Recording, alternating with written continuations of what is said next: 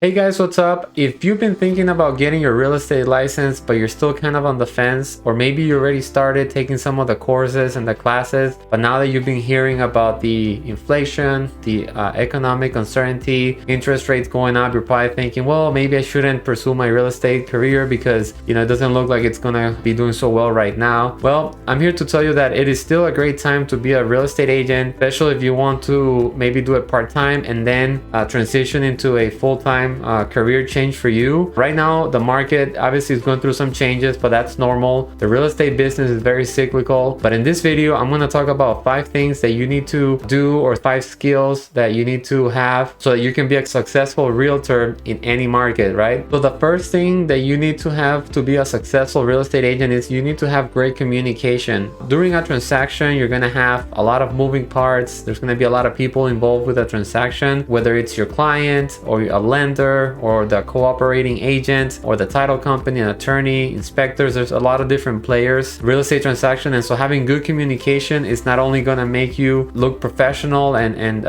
better serve your clients, but it's also going to make you look good in the eyes of the other people that are part of the transaction. And this will be important because when you submit offers and once you start doing more business, you start submitting offers and the other agents see like, hey, oh look, Joe submitted an offer, I worked with him, he has done a great job, then that's also going to help you in the long run. So communication is important. Always have everything in writing as you're communicating. Even if you're texting with the other agent and they send you some information or something that the buyer is going to do or the seller is going to do, take a screenshot of that and save it on the file for that client or for that transaction. It's always going to be helpful, but preferably if you can get things in writing on the purchase agreement or on an addendum or amendment, that's even better. So again, communication is very important. The second thing to consider is professionalism. You want to make sure that you're a professional as a real estate agent. So what does that mean? Well, basically being a professional means that you do what you say you're gonna do when you say you're gonna do it.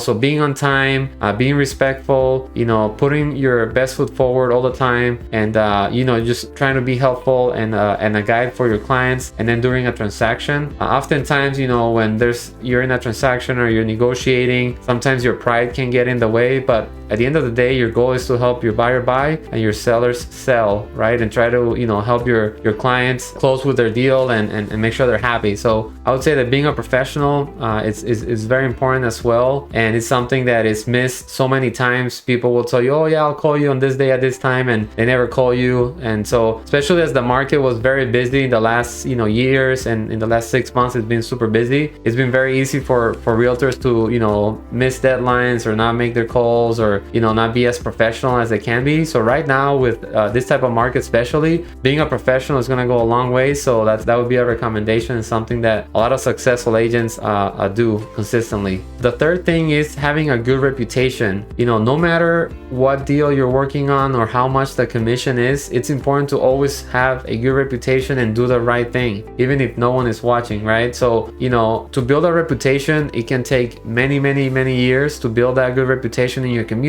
with your clients, with your sphere. But having one wrong action or doing something that's not right or correct could destroy that reputation. So I always tell my agents and people that I know, other realtors, that no commission is ever worth having a bad reputation or potentially destroying your reputation. And with time, as you service more people and you become a trusted real estate professional, you'll be able to build a very good reputation. The fourth thing is to have a desire to learn and grow. In the real estate market or in the real estate industry and any other industry or business, things are always changing, and so it's important to have an open mind. I know that oftentimes people don't want to change. They want to, it's part of humans, right? You want to keep doing the same thing and have that consistency. But in real estate, things are always changing, from the documents, the forms that we use, the technology. Obviously with COVID, a lot of things went to virtual with Zoom, and some of that is still happening, although now people are meeting in person and that kind of thing. So the more you are open to change, to growing, to learning, the better you will do to be a successful real estate agent. Leads and referrals is number 5 in this list, but it's very important because